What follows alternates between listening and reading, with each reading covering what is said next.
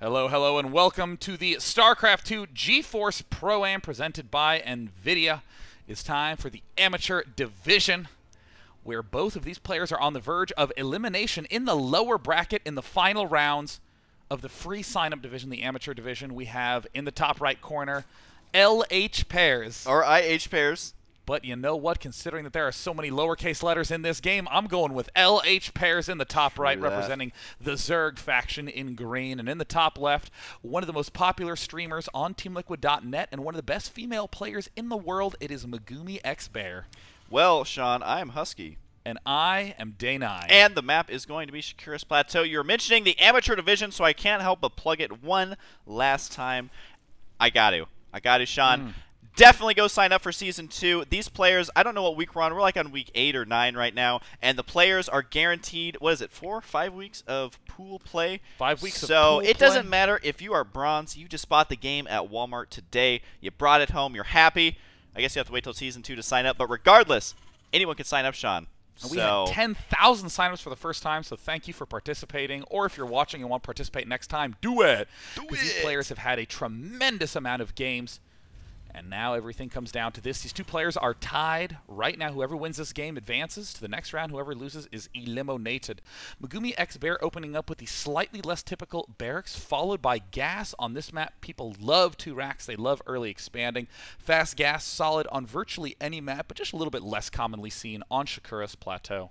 Yeah, it is going to be getting out your expansion a little bit later. You don't get as much resource collection as far as the minerals are concerned. So right now we do have the hatchery before spawning pool. Ihpares or Ihpares going to be throwing that down right here. So he is going to be taking a little bit of a risk by getting this early expand, but I think it's going to work out for him. Megumi doesn't seem to be doing some sort of crazy bunker rush or anything like that. She's just opting to go more standard and safe, just now getting the orbital at the 16 supply, so absolutely standard there. And Sean, is that Zerg's Overlord still in the main base of Megumi? Right now it is. Needs to make sure to get that Overlord out. I don't even know if that Overlord has spotted that there is in fact a base there, but if he hasn't, then this Marine may very well kill it.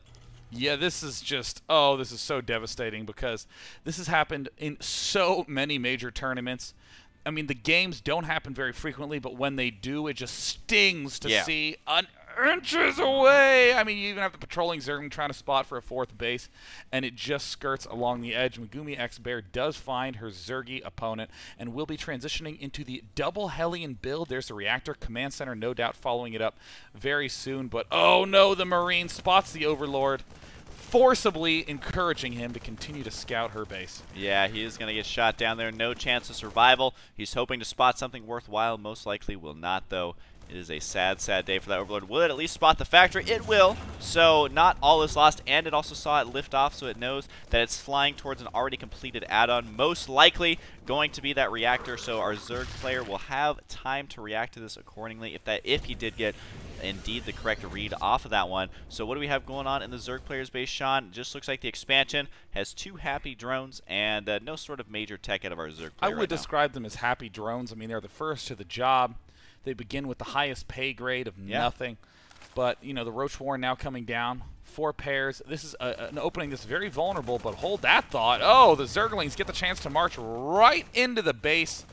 This should generally be up, but unfortunately, it was down enough for Ihpares to march right on in. Now the double Hellion comes in, so Pares knows that some kind of mech opening is coming, and the happy mining drones of Pares will have to be defended by that Roach Warren.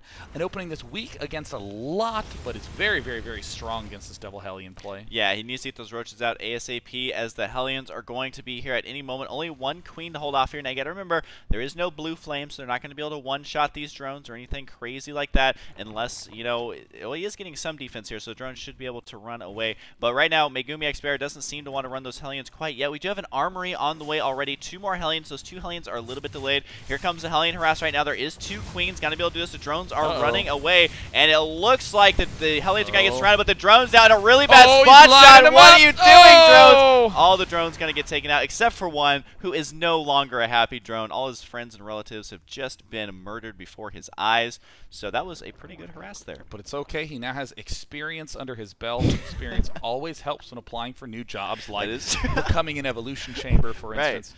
We now see the expansion being planted by Megumixbear. She is transitioning into a mixture of Hellions and tanks, and is she getting that blue flame? Does not look like it. How will she spend that upcoming resources? The armory's down, could invest in the +1 upgrade, but no, actually favoring getting to siege mode first. Does not want to go for the blue flame. I guess she's not from Team Slayers. Yeah.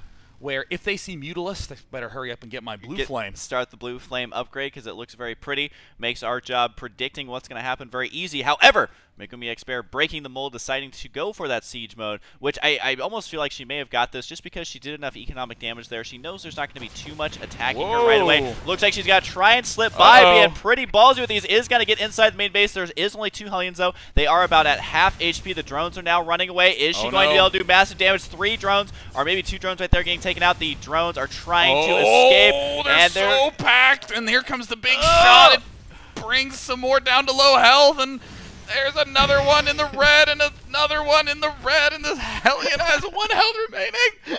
And she's gonna, well, she's gonna come around again.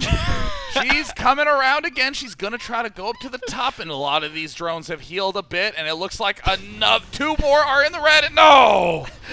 Megumixbear succeeds in only killing 2 more workers. Killed 5 in that first spree. All right, Sean, you go ahead and take a breath after that. That was a very impressive performance by not only the caster, but also the player as well. Is that a 3rd factory going down? Yes, it is. So Megumixbear obviously going to continue this mech. I don't think we've seen more than 1 Marine produce this entire time. That barracks just kind of left alone there in the midst of all those factories. And Megumi now is going to start walling in here. It does have siege mode completed. But, Sean, look at this. It's 74 supply to 53. Is our Zerg player in a pretty good spot here? Well, if you look at their worker counts, they're actually dead even. Megumixbear actually ahead by 1 SCV and ahead by about 40 SCVs because she has 3 mules down. With the Spire incoming, though, Pairs is going to get a nice little bit of an ability to harass, but I'm worried about this Roach count. It will completely destroy any attack that Megumixbear throws his direction. However, if Megumixbear plays it out passively, Pairs suddenly feels the pressure to make some use out of these roaches. Yes, you're absolutely right, Sean.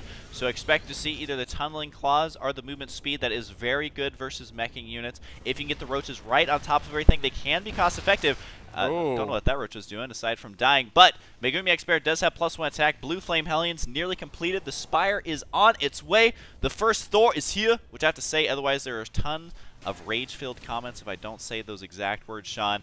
But this is a lot of units now for Pairs. He's just now taking that 3rd base, which is a little bit delayed to where a Zerg would normally like to take it.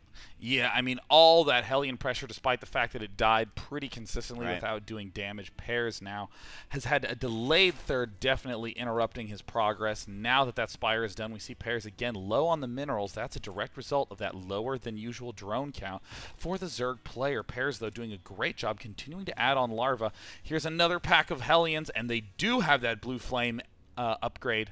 They have been Slayersified, and oh no, the drones are going to be very vulnerable. Oh no, there goes 1. 3 more, lining up, getting a tree. My God, Smokey the Bear would be devastated, and it looks like all of those drones have been obliterated.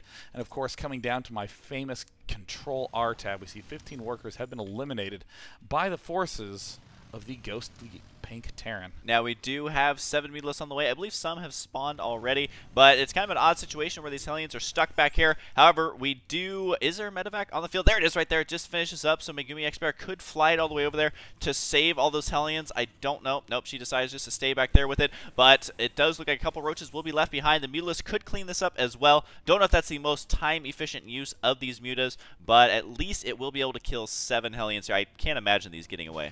Looks like the Hellions are now taking some damage. Megumixbear desperately trying to find some way to get out. Help! Help! Is there an entrance over here? And let's go ahead and check. They're still blocking.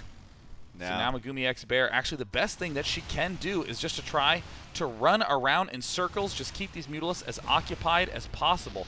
Because the last thing you want is Mutalisks harassing you non-stop. The Hellions actually are faster, making a lot of beautiful patterns in here. almost like what you do when you have a rubber band and you're continually retwining it again and again with your fingers. God, I used to do that in middle school all the time, Sean. Thank you for that wonderful memory. The barracks has finally been floated all the way to the Zerg player's base just to scout exactly what has been going on, and it is liking what it sees, so this drop is going to move out. Now, there's only 3 Blue Flame Hellions in there. That is more than enough to one-shot drones, so especially with +1 attack, as well as that Blue Flame upgrade, although with those Mutalisks there, should be able to hold it off. +1 attack on the Mutalisks is nearly done. Sean, do you think he's going to get 1 armor here? Probably not. I mean, now that you say that, I'm actually wondering why more players don't go for the +1 armor, especially knowing that they're going to be up against so many Thors. Megumixbear goes for the drop, but again, Ihpares spots it. Has been doing an incredible job watching that mini-map. These Mutalisks were actually inbound to the Terran HQ, but getting completely denied, and gets 2 drones. 2 drones, able to do that. I think the medevac got away. Oh, no, I think it's just still sitting there. Decides that drops are no longer an option, so she is now dead. There are more Thors on the way, +2 attack, nearly done for these mecha units. The supply count, 158 to 135. And Sean, I think it would be wise for a Zerg player to start expanding more, just because that army is very immobile. Yes, you do have to deal with Hellion harassment, but that's really all you have to deal with. But here comes a potential attack right here. Oh no, the Roaches do not have speed. The Mutalisks now swinging in. The defenses have not been established yet, but this angle, oh no, so good for Terran. And the slow Roaches, oh god, the tanks are sieging. Oh, and this is going to be so violent. All the slow Roaches. This is like that scene in the zombie movie where you realize that things just got real. The zombies eating children, innocent bunnies that have had feet wounded. Right. It's true, Sean, and this is the end of the zombie movie where every single surviving character is now eliminated, and now roll the credits because Ihpares just lost his entire army.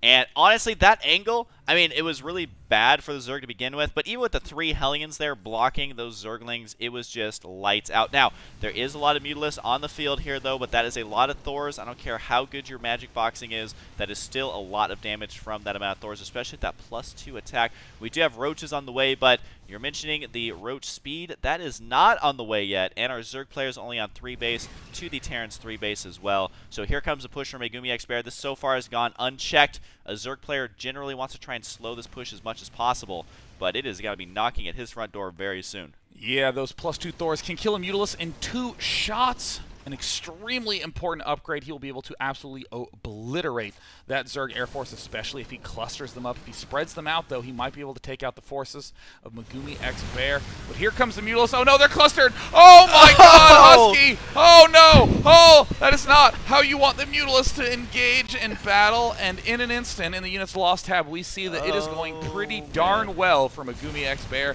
as she continues to lock down this bottom right expansion, pulling the Thor back. The kill count just skyrocketing on those tanks as the drones get taken out. A couple of Roaches show up late to the party, and they realize that there are guns at the front door ready to shoot them in the face as they open. That is the worst kind of party, Sean. Now there is, again, 2 attack, 1 armor, only a couple Roaches remaining. The attack movement speed, or just the movement speed for the Roaches nearly completed, but it's going to be way too late. This shows you the importance of doing everything absolutely perfectly. The angles have to be perfect for a Zerg player. He says, I suppose this proves it. I really am just a platinum level player. Oh, that is the saddest thing I've ever heard. So I feel like, you know, he just went and took a cold shower, is now crying that he lost to Megumixbear, but that's what happens when your angle is horrible versus a meching Terran. Yeah, I mean, lost so many units, but that's really the danger of making that many Roaches at the start of the game. You almost have to do damage to justify making them, but coming in at that angle a little too awkward. Was doing a great job locking down all that Hellion harass and simply need to continue doing that. But hey, don't beat yourself up, Ihpares. You are not a platinum level player. You are a grandmaster in my heart, Sean. That is true indeed. Keep in mind that these players have played through over 9 weeks of action in the amateur division. Ihpares shan't beat himself up as he is going quite far in it. But Megumixbear, she will advance to the next round in the lower bracket. Can she advance to that top 16 final position, Well, only a few more weeks until the GSPA is wrapped up. Yeah, I got to say, Sean, make sure to check out the brackets online. Just go to the website, and there's a button on the left that says brackets. You can see the amateur divisions, of course, as well as the pro division. And make sure to sign up next time, guys, because this could be you with us casting your game in the GSPA Season 2. But for now, we're going to see how the amateurs match up against each other. There's some pretty cool names in the brackets, so it is moving along quite awesomely. So go check it out right now. Any closing words, Sean? I'm Day 9. I'm Husky. Congratulations to Megumixbear. See you next week for more GSPA coverage. We're out.